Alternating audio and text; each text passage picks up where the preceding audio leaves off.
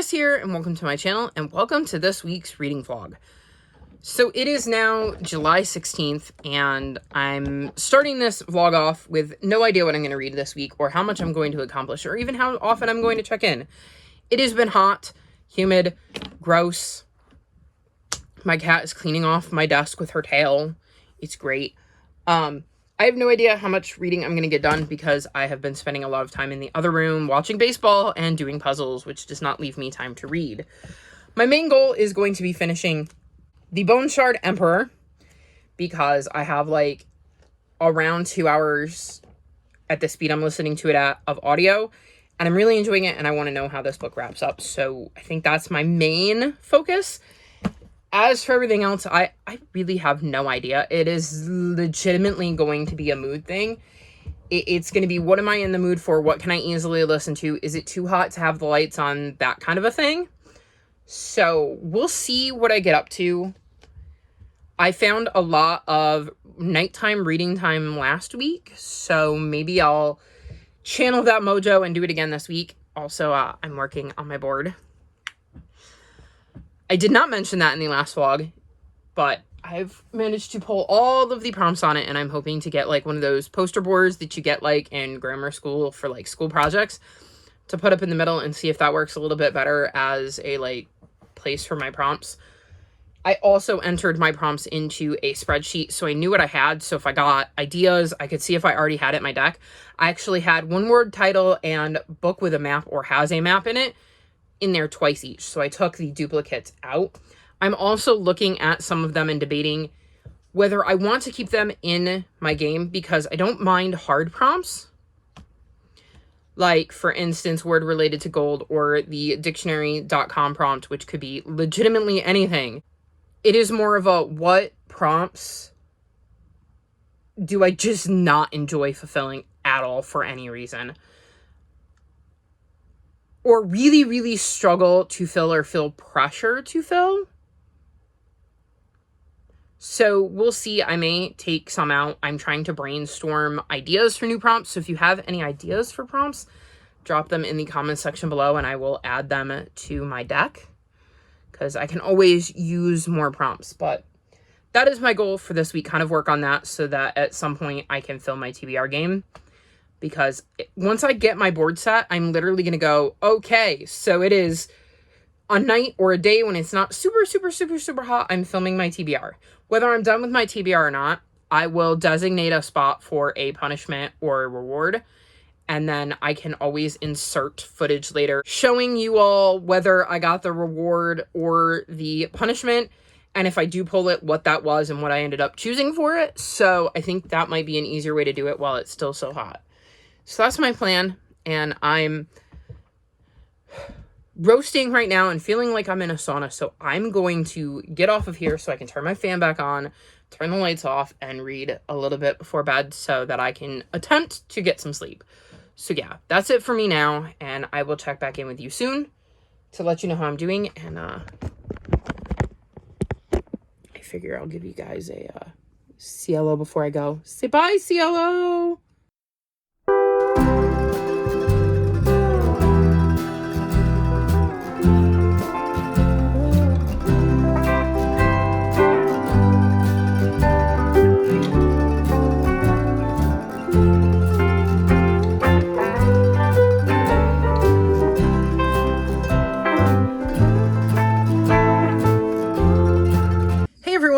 Editing Chris here. So it is the middle of August now, and I was working on editing this video and realized that at some point I deleted an entire clip of this vlog from my phone. So I do not have it anymore. I have no way to get it back. Of course, it was the one clip I had edited. So I went back and checked my spreadsheet to figure out what I would have finished that week that I hadn't talked about, and I think it was only 2 books. So I'm just going to quickly give you a brief rundown of what they were and what I thought of them. So the first is Another One Bites the Crust, and this is one of the books in the Bake Shop Mystery Series. I gave this book 4.25 stars. In this series, we're following Jules, who runs a bake shop with her mom. And in this one, a local thespian dies and her friend Lance is the main suspect, and Jules has to figure out a way to kind of get him out of trouble. I really enjoyed this one. I love Jules and Lance's relationship, and I love how it played out in this one. It was really intriguing to see that dynamic at play and get to see a different side of Lance, so I really, really enjoyed that. If memory serves, I don't think I figured out at all who the killer was, and I believe when I filmed my update, I mentioned that I was very excited about some things that happened at the end that were going to be set up for the next book. I think this was the one. So I was quite excited to move on to the next book in the series, if memory serves. The other book I finished, I actually own. So it's Isaiah Dunn is My Hero by Kelly J. Baptist, and I gave this book 4.25 stars. In this one, we're following Isaiah, who's lost his dad and is struggling. Losing a parent is never easy. He's got a little sister who he's trying to help his mom out with. I'm trying to remember how old Isaiah is. I think he's like maybe 10. And his mom is struggling. She has fallen into some bad habits. They're living in a motel because she's not really focused on work and paying the bills and things like that. And Isaiah wants to find a job and help his mom out and kind of, be the man of the house. But he's also dealing with his grief from losing his dad and his anger at his mom because he's torn. He loves his mom and he wants to take care of his mom, but there's also times when he wants his mom to be a mom so he can just be a kid and not have to worry about himself and his sister and his mom and just, focus on the things in life he loves. So it was a really hard-hitting contemporary that showed, the grief of losing a parent and how that affects not just you, the child, but the parent that is left behind and is trying to pick up those pieces and how that can affect a family dynamic. So I really enjoyed the look at that. So I thought this was a really interesting book and really enjoyed getting to see Isaiah's journey and how he kind of navigated the waters after his dad's death. So those were the only 2 books I finished during that time period. I don't remember anything else I said during that clip. It's been ages since I filmed it, and I believe I edited it the same week I filmed it, so I have absolutely no recollection of that clip. Sorry about that, everyone, but I'm really trying to get caught up on these vlogs, so hopefully this won't happen again. But I'm going to throw it back to past Chris, who's going to wrap this video up. So it's officially Monday, which means it's time to wrap this vlog up. I am pretty happy with what I managed to get to over the weekend. I've also done some editing, so thumbs up for that. I've got a vlog going out tomorrow. The first vlog of June is going out on the 24th of July. Right on top of things. I've also edited part of this vlog because I legitimately knew I had filmed and had no memory of which books I had talked about in that clip. So I went back and watched and figured if I was going to watch it, I might as well edit it. And then I have all of the vlog from the second week of June edited and part of the third. So I am catching up. We'll see if I can keep that rolling. I think, again, the hardest part is going to be the captions. Mainly because they take ages. I hate watching myself talk. I hate having to type what I said. Sometimes the auto caption is way off, which is very annoying. It also really sucks at capitalizing letters. So every title of every book I have to go in and capitalize, which is very annoying. I will also mention that it was really funny when I was captioning the video today because I read the second book in the Bone season. And you should look up the name. I don't want to say it because I don't want to have to correct it. But it completely borked that every single time I said it. So every single time I said it, I had to fix it. Very annoying. Anywho, I have actually read some stuff. So last time I spoke to you, I left off with I was 40 pages away from the end of The Trouble with Magic. I gave this book 3.25 stars. I do think I'm going to continue on with the series. I liked the way it wrapped up and it was really funny because I feel like I got back into the book and immediately came across a thing that was oh, that's who did it. Maggie, our main character, came across the piece of evidence that made it very clear to me, the reader, who the murderer was. So I thought that was really interesting. I did not see how the end kind of came together though, so I liked that. I'm willing to give it a few more books to see if it finds its footing and gets better. So I will likely continue on with the series, but I could also see me not doing it unless it came out of my TBR jar. Then I finally got the fantastic Tales of Nothing from the library, which meant I could continue on with it with the Lost Legends of Nothing. I gave this one 4 stars and this one 4.25 stars. This is, at the moment, a duology, so I'm technically finished with the series. They're hoping, I think, to write more, but as it stands, this is kind of a complete story.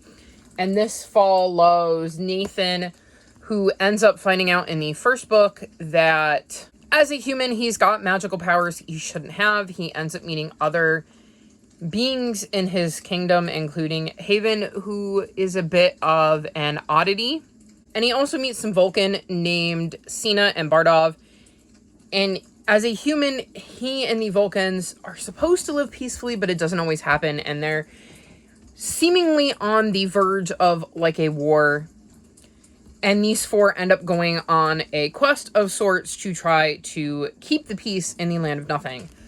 And then this book continues their journey. Once I was clued in as to what was going on, I really, really enjoyed it. I'm so glad I decided to get this one because I think I would have spent the entirety of book 2 trying to figure out who all of these people were, because I kind of knew the premise that, like, Nathan had these powers that he shouldn't have had, and he was on a quest, and he was with others, but I couldn't have told you who he was with or what he was doing or who some of the other side characters were that I should have known when we got to this book, because we saw them very shortly into this book, and I was like a giant, like, question mark. So I'm glad that I decided to reread them. I did really enjoy it, and I would love to see more from this world because they definitely made it clear in this one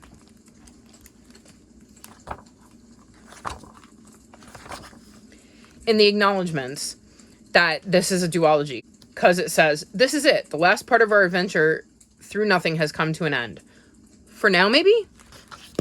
So they basically wrote this one to kind of be the end of the story, but they definitely put in a bit that gives you an idea of where they could go with the story if they wanted to continue it, but it doesn't necessarily need to happen to feel like a complete story, if that makes sense. So if I don't get a new book, that's cool. If I do, I will absolutely read it.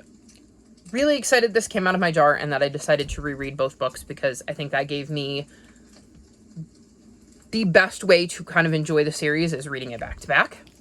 I also finished Pickled Petunia. So this is the 3rd book in the Mott's Cold Case mystery series. I gave this book 4.5 stars. In this series, we follow Mott, who's asexual and autistic and has moved to a cottage that she inherits from her aunt. And she's kind of living alone on her first time, but she's got a lot of family and friends who live nearby, and so she has this really great support system. In this one, a woman named Paisley has noticed Mott's reputation for kind of solving mysteries, because she's already solved 2 in the first 2 books, and says, "Hey, my mom's gone missing. Would you be willing to look into this?" So Mott's, for whatever reason, decides to take up the case and soon ends up stumbling across the body of the person she's trying to locate, which means there's this whole murder investigation now going on that she's been roped into, which was not her intention when she started out with this mystery. There is also a running mystery throughout the books that we learn about. Mott's, when she was younger, had a best friend named Jenny who ended up getting murdered, and it became a cold case, and that has kind of come up in other books, and we see more of that running throughout this one. So that is also going on, so it makes things a little complicated, because you're kind of wondering if certain things are happening because of the cold case or if they're happening because of the case Mott's is working on now, and I think that definitely added to my enjoyment of the book, because you could never quite be certain what information went where. I really like Dempsey, the detective who is working on the cold case of her friend. I also really like Tio, who is another detective who's really close with Mott's. And we meet a character named Beck in this one who I really enjoy as well. So they've got a lot of characters that I really, really like. I also love Mott's friendship group / family support system. They are so good at really hyping her up and knowing when to be present, and when Mott's kind of needs her space so that she can chill out and decompress. And I just really like the way these books are written, and I'm very curious to read the fourth one, though it's set at Christmas time, so I probably won't try reading it until December. The last book I finished is The Dark Prophecy, which is the second book in the Trials of Apollo series. I gave this book 5 stars. It's a reread. I love Apollo. I just absolutely adore him. This book is hilarious, just like every other book in the series.